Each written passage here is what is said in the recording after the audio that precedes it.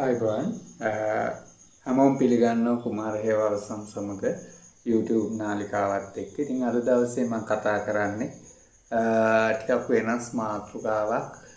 ඒක ටිකක් අපි කාලයක් තිස්සේ බලාපොරොත්තු වෙච්ච දෙයක්. මේක මොන වගේද කිව්වොත් වැලි කතරක කිසියම් බීජයක් හට ගන්නවා කියන එක මොන වගේද? ඉතින් මේ වැලි කතරක බීජයක් හට ගන්නවා කියන එක අනාගතයට ලොකු සුබ ලකුණක්. ඉතින් අන්න ඒ වගේ කාරණාවක් එක්ක තමයි අද දවසේ මේ කතා බහ ඉදිරියට යන්නේ. ඉතින් ඒකට හේතුවක් තියෙනවා. ඒ තමයි 2026 වර්ෂයේ ශ්‍රී ලංකාවේ අධ්‍යාපනය ගැන කතා කරද්දී විෂයමාලා නවීකරණයක් සිද්ධ වෙනවා. ඇත්තටම මේවට කියන්නේ අධ්‍යාපන ප්‍රතිසංස්කරණ කියලා. ඉතින් මෙවර මොඩියුල් ක්‍රමයක් හඳුන්වා දෙන්න කතා බහක තිබිලා දැන් ඒක ක්‍රියාවට නංවන තත්යකටපත් වෙනවා. ඉතින් මේකත් එක්ක සමාජයේ ලොකු කතා බහක් මේ පිළිබඳ ඇති වෙලා තියෙන මොහොතක් මේක. නමුත් මම අධ්‍යාපන ප්‍රතිසංස්කරණ කියන වචනයට වඩා මේ අවස්ථාවේ මේක අධ්‍යාපන නවීකරණ වැඩසටහනක් විදිහට පෙන්වා දෙන්න කැමතියි. ඒ මොකද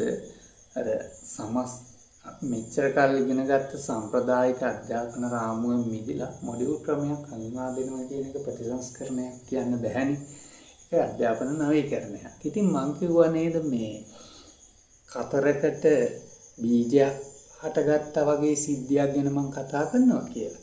ඒ තමයි මෙන්න මේ අධ්‍යාපන ප්‍රතිසංස්කරණය තුළ දකින්න පුළුවන් දෙයක් තියෙනවා. ඒ තමයි මේ අපි මෙච්චර කාලයක් තිස්සේ බලන් හිටියා. නමුත් කිසිම කාලෙකදී උදා නොවිච්ච දෙයක් සිද්ධ වෙනවා. ඒ තමයි මම දන්න මේ මොහොතේ සමාජයේ කතිකාවක් තියෙන මෙන්න මේ මොඩියුල් අධ්‍යාපන ක්‍රමය පිළිබඳව. මම අද දවසේ කතා කරන්න බලාපොරොත්තු වෙන මොඩියුල් ක්‍රමයක් එක්ක යන මේ අධ්‍යාපන ප්‍රතිසංස්කරණය එහෙම නැත්නම් අධ්‍යාපන නවීකරණ වැඩසටහන ගැන නෙවෙයි. නමුත් මේ නවීකරණ වැඩසටහන තුළ එක් වැදගත් විෂයක් 6-11 ශ්‍රේණි වලට හඳුන්වා දීගෙන යනවා. ඒ තමයි ව්‍යවසායකත්වය හා මූල්‍ය සාක්ෂරතාවය කියන විෂය. ඉතින් ඇත්තටම මේක ප්‍රධාන විෂය කාණ්ඩයේ යටතේ තමයි හඳුන්වා දෙන්න අධ්‍යාපන අමාත්‍යාංශය කටයුතු කරගෙන යන්නේ. ඉතින් මේකේ සුවිශේෂී වැදගත්කමක් තියෙන නිසා තමයි අද මම වීඩියෝ එකක් විදියට ගෙනහරි. අපි දන්නවා නූතන ලෝකයේ ව්‍යාපාරික ලෝකයක් කියලා. ඉතින් අපි තුන්වෙනි ලෝකේ රටක් විදියට හැමදාම නොදියුණු නැත්නම් දියුණු වෙමින් පවතින රටක් විදියට දැන් දශක ගණනාවක් තිස්සේ හංවඩු ගැහිච්ච රටක්.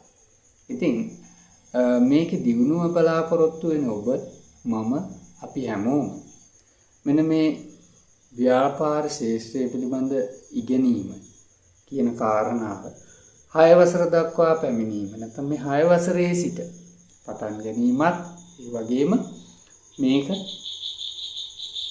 ප්‍රධාන විෂය කාණ්ඩයට ඇතුළත් කළ මේක ප්‍රධාන විෂයක් විදියට අධ්‍යාපන අමාත්‍යාංශය හඳුන්වා දීමක් කියන කාරණාවත් එක්ක සලකා බලද්දී ඇත්තටම සතුටු වෙන්න පුළුවන් කාරණාවක්. ඒකට හේතුව තමයි 6 වසරේ තමයි මේක නව ප්‍රතිසංස්කරණ අනුව සියලු විෂයන් අපි 6 ශ්‍රේණියට තමයි හඳුන්වා දෙන්න බලාපොරොත්තු වෙන්නේ. එතනදී මේ දිනවල ගුරුවරු පුහුණු කිරීම කටයුතු සිද්ධ වෙනවා. ඉතින් මේ ව්‍යවසායකත්වය හා මූල්‍ය සාක්ෂරතාවය කියන විෂය යටතේ ඇත්තටම මේ ව්‍යවසායකත්වය හා මූල්‍ය සාක්ෂරතාවය කියන විශේෂේශ්‍රය යටතේ අපි දන්නවා අධ්‍යාපන අමාත්‍යාංශය දරුවන් තුළ ඇති කරන්න බලාපොරොත්තු වෙන සුවිශේෂී දෙයක්. ඔය ව්‍යවසායකත්වය කියන කාරණාවත් එක්ක ගත්තාම නැත්තම් ව්‍යවසායකයෙක් කියන්නේ මේ නිෂ්පාදනයක් පිළිබඳ මූලික තීරණ ගන්න කෙනෙක්. ඉතින් ඒ කියන්නේ නිර්මාණශීලීත්වය, ඒ වගේම තීරණ ගැනීම, අවදානම් දැරීම, ඒ විතරක් නෙවෙයි මේ අවස්ථා හඳුනා ගැනීම. එතකොට එතනින් ගියාම මේ මිනිස් මූලික අවශ්‍යතාවන් පිළිබඳව දරුවන් හඳුනා ගන්න එක, ඒ වගේම අවස්ථාවන් පිළිබඳව ඉගෙන ගන්න එක, නැත්නම් අපිට සමාජයේ පවතින ඔපචුනිටිස් පිළිබඳව අවබෝධය ලබා ගන්න එක, මෙන්න මේ වගේ කරුණු රැසක් මේ විෂය නිර්දේශයේ යටතේ දරුවන්ට ව්‍යවසායකත්ව කුසලතාවයේ යටතේ හඳුනා දෙන්න බලාපොරොත්තු වෙනවා. ඒ වගේම අපි දන්නවා අපේ රට අද මේ තත්ත්වයට පවතින එක හේතුවක් තමයි අපේ රටේ මූල්‍ය විනය, එහෙම නැත්නම් මූල්‍ය විනය පිරිහීම කියන කාරණාව නේද? ඇත්තටම මේකට හේතුව තමයි මූල්‍ය සාක්ෂරතාවයක් නොමැති ප්‍රජාවක් රට තුළ බිහිවීම. ඇත්තටම මේ මූල්‍ය සාක්ෂරතාවය කියලා කියන්නේ අපිට විවිධ මාර්ග වලින් අපිට ලැබෙන මුදල් නේද? ඒක කොහොමද අපි හරියාකාරව කළමනාකරණය කරලා අපේ සාර්ථකත්වය කරා යන්නේ කියන එක පිළිබඳ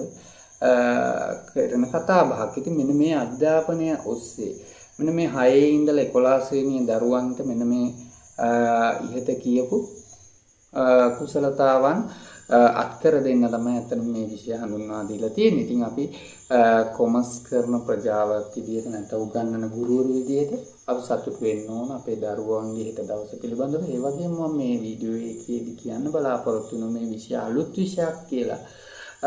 අලුත් විෂයක් වුණා වගේම මේක 6-11ට හඳුන්වා දෙන ප්‍රධාන විෂයක්. ඉතින් මේක මේ විෂය පිළිබඳව වගේ මේ වගේම මේ විෂය දරුවන් තෝරා ගැනීම පිළිබඳව ඔබ සතුටු විය යුතුයි. මොකද අද ලෝකය ව්‍යාපාරික ලෝකයක්, හැමෝටම රැකියාවක් කරන්න වෙනවා මේක තුල. හැමෝටම අධ්‍යාපනයේ දෙයක් තමයි නේද? ඒක අරමුණක් තමයි තමන් ඉගෙන ගන්න අධ්‍යාපනයේ රැකියාවක් කරන්න පුළුවන් වීම. මම දන්න විදිහට මේ විෂය නිර්දේශය හඳුන්වා දෙද්දි ඒ වගේම ඒකේ අරමුණු අතර තියෙන දෙයක් තමයි වැඩ ලෝකයට ගැලපෙන අධ්‍යාපන රටාවක් නිර්මාණය කිරීම. ඉතින් මෙහි එක් පැත්තක් විදියට මම දකිනවා මේ 2026 අධ්‍යාපන ප්‍රතිසංස්කරණයට වඩා මම ඒකට කියන්න කැමති නවීකරණය කියලා. නවීකරණ වැඩසටහන යටතේ මේ 6 ශ්‍රේණියට හඳුන්වා දීපු ව්‍යවසායකත්වය හා මූල්‍ය සාක්ෂරතාව විෂය.